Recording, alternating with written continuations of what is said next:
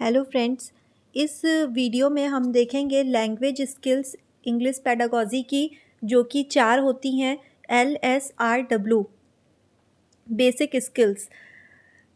Teaching of language is the development of 4 basic skills that is listening, speaking, reading and writing. मतलब कि language का पढ़ाना, इसका मतलब ये होता है कि हमारी 4 बेसिक स्किल्स जो होती हैं उसका डेवलपमेंट। लिसनिंग मतलब सुनना, स्पीकिंग मतलब बोलना, रीडिंग मतलब पढ़ना और राइटिंग मतलब लिखना। सबसे पहली स्किल रहती है लिसनिंग। जब हम कोई भी चीज़ सीखते हैं तो सबसे पहले रिक्वायरमेंट होती है लिसनिंग की। अगर हम किसी चीज़ को सुन पा रहे हैं तभी वो हम उसको समझ पाएंगे। डायरेक्ट कभी भी हम किसी चीज़ को लिखना या पढ़ना नहीं सीख सकते। सबसे पहले ज़रूरी होता है उस चीज़ को सुनना। तो लिसनिंग जो है ये हमारी पहली बेसिक स्किल है, स्पीकिंग दूसरी, रीडिंग तीसरी और राइटिंग चौथी। तो ये एक सीक्वेंस में ही चलता है, LSRW इसीलिए इसे बोला गया है। These are generally known as LSRW. The development of these skills must be in their sequential order and in an integrated manner. Only then this can be best learned. मतलब इन skills का जो development है वो sequence wise ही होना चाहिए। Integrated manner का मतलब होता है एक साथ, मतलब LSRW एक साथ चलते रहना चाहिए। ऐसा नहीं है कि आप पहले सिर्फ सुन रहे हैं, लिखना पढ़ना बाद में सीखेंगे, ऐसा नहीं है। उसको सबको साथ साथ में। फॉर एग्ज़ाम्पल, जब भी आप क्लास में पढ़ाते हैं तो सबसे पहले बच्चे उस चीज़ को सुनते हैं, फिर समझते हैं, फिर लिखते और पढ़ते हैं। तो सुनना, बोलना, पढ़ना और लिखना ये चीज़ बहुत इम्पॉर्टेंट है और ये इसी सीक्वेंस में चलती है और इंटीग्रेटेड मैनर में इसे सिखाया जाना चाहिए, तभी इस चीज़ को बेस्ट लर्न कर सकते हैं। रिसेप्टिव स्किल्स और एक्सप्रेसिव स्किल्स। अब ये रिसेप्टिव स्किल्स क्या होता है? रिसेप्टिव स्किल्स का मतलब होता है जिसे हम रिसीव करते हैं, ग्रहण करते हैं। इसे हिंदी में ग्रहणात्मक कौशल भी बोला जाता है। रिसेप्टिव स्किल्स में आता है लिसनिंग और रीडिंग। लिसनिंग मतलब सुनना और रीडिंग मतलब पढ़ना। कोई भी चीज़ हम लोग जब सुनते हैं तभी उसे रिसीव कर रहे होते हैं और रीड करते हैं तभी हम उसे रिसीव कर रहे होते हैं। तो रिसेप्टिव स्किल्स में लिसनिंग और रीडिंग आएगा। एक्सप्रेसिव स्किल्स होता है, इसे हम प्रोडक्टिव स्किल्स भी बोलते हैं। इसमें स्पीकिंग और राइटिंग आता है। जब हम कुछ बोलते हैं, स्पीक करते हैं, तो हम क्या कर रहे हैं? अपने से कुछ प्रोड्यूस कर रहे हैं, या राइट कर रहे हैं तो क्या कर रहे हैं? कोई चीज़ प्रोड्यूस कर रहे हैं, इसलिए इसे एक्सप्रेसिव स्किल्स या प्रोडक्टिव स्किल्स कहा जाता है। फिर आता है डेवलपिंग स्किल्स। डेवलपिंग स्किल्स में listening and speaking are known as primary skills, thus these must be developed first.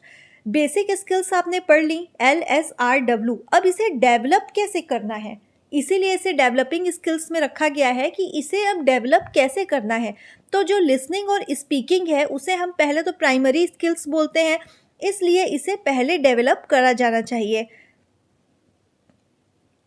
Speaking and writing are known as reinforcement skills, may be given, that's why these may be also given equal importance। मतलब speaking और writing जो होता है वो क्या होता है? Reinforcement या सेकेंडरी स्किल्स भी बोलते हैं इसे भी इक्वल इम्पॉर्टेंस देना चाहिए। जैसे लिसनिंग और स्पीकिंग है, तो लिसनिंग और स्पीकिंग क्या है? जैसे आप सीक्वेंस पढ़े हो LSRW, तो ये जो LS है ये क्या है? आपका प्राइमरी स्किल्स है, मतलब पहले इसे डेवलप करना चाहिए। उसके बाद फिर आता है SW, मतलब ये सेकेंडरी स्किल्स हो जाती है आपकी, या रीइंफोर्समेंट स्किल कहते हैं। The development of these skills helps in the improvement of psychological and linguistic aspects of learner। In skills का जो development रहता है ये किस चीज़ में improvement लाता है? हमारे psychological और linguistic aspects में। All these skills should be developed in an integrated manner। इसे आप पढ़ चुके हैं कि मतलब ये सारी skills को integrated manner में develop करना चाहिए। फिर आता है BICS। BICS का फुल फॉर्म एग्ज़ाम में पूछता है, तो ऐसे पूछ लेगा 2-3, मतलब ऐसे इसके फुल फॉर्म रहेंगे, पूछेगा बिक्स का फुल फॉर्म क्या है। तो basic interpersonal communication skill.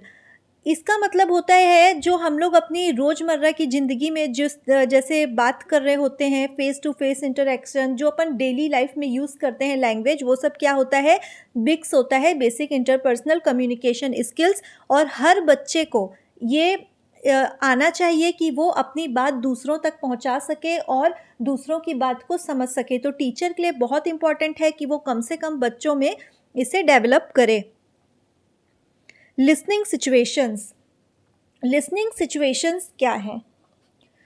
Interactive या active, it is a face to face और बोथ पार्टीज कम्युनिकेशन और अ टू वे कम्युनिकेशन। मतलब ये फेस टू फेस कम्युनिकेशन है ना। मतलब दो जन जब आपस में बात कर रहे होते हैं, जैसे हम लोग जब टेलीफोन में बात कर रहे हैं तो क्या है, सामने वाला भी बोल रहा है, हम भी बोल रहे हैं, उसकी बात को समझ रहे हैं, उसकी बात को सुन रहे हैं, वो भी अपनी बात को बोल पा रहा है, हम भी उसकी बात को समझ पा रहे हैं। इट प्रोवाइड फीडबैक्स, इसमें फीडबैक्स के चांसेस होते हैं। It helps in understanding both parties by listening and responding. There is a chance for clarification and repetition. मतलब अगर कोई ऐसे मिसअंडरस्टैंडिंग हुई है दो जन के बात करते करते, तो इमिडिएटली हम उसे सॉल्व कर देते हैं, रिपीट भी कर सकते हैं, ठीक है। और इसके एग्जांपल्स तो ये आ गए, टेलीफोनिक कन्वर्सेशन और face to face communication. Non interactive क्या होता है?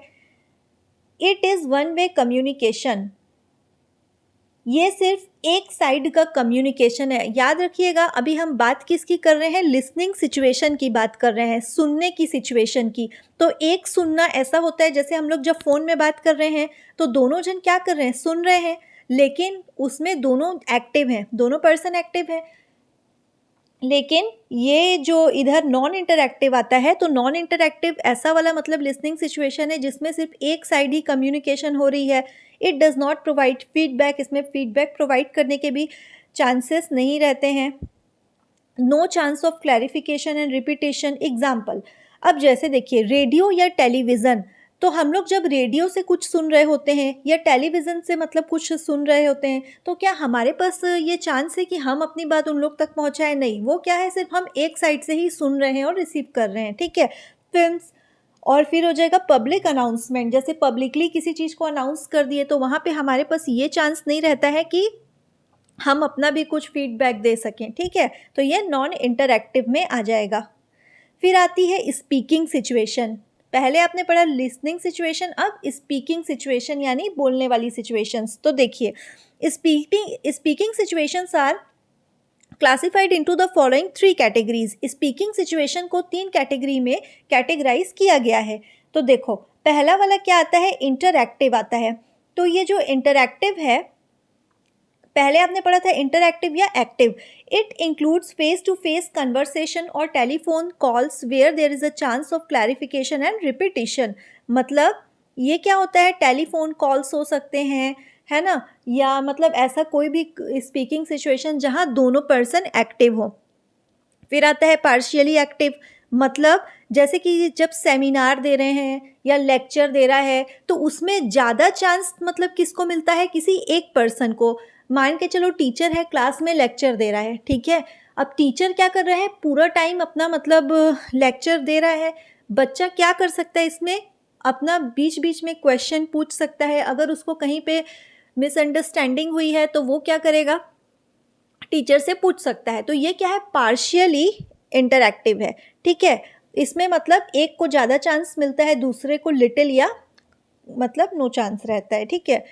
नॉन इंटरैक्टिव मतलब वन साइड कम्युनिकेशन, ठीक है, वन वे कम्युनिकेशन है ये।